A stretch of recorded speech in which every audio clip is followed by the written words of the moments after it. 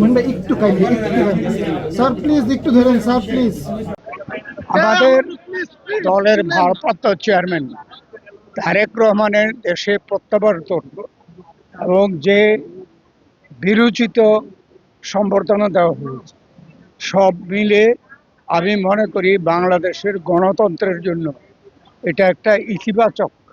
এবং তারেক রহমান বাংলাদেশের রাজনীতিতে গণতন্ত্রকে প্রতিষ্ঠিত করার জন্য এবং স্থায়ী করার জন্য এদেশের মানুষের যে পরিকল্পনা, সেটাকে তারেক রহমান এদেশে বাস্তবায়ন করবে এবং এর বাস্তবায়নের মাধ্যমেই দেশের অর্থনীতি, সমাজনীতি, বৈষম্য, দুর্নীতি এগুলোর থেকে দেশকে মুক্ত করে দেশকে প্রতিষ্ঠিত করবে ভবিষ্যতে।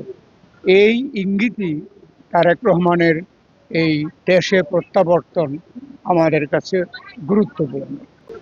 আমি মনে করি যে নির্বাচনের আগে বা যেভাবে দেশে ঘটনা ঘটেছে, গণ আন্দোলন, এর প্রেক্ষাপটে যে আইন শৃঙ্খলার বিষয়, এটা মোটামুটি বাংলাদেশে আমি মনে করি ঠিকই আছে। তবে বর্তমান যে সরকার, সেই সরকার সেটা পুরাপুরি সফল হতে পারে নাই। তবে আমরা বিশ্বাস করি যে এটার সলিউশন একমাত্র একটি সুষ্ঠু নিরপেক্ষ নির্বাচন।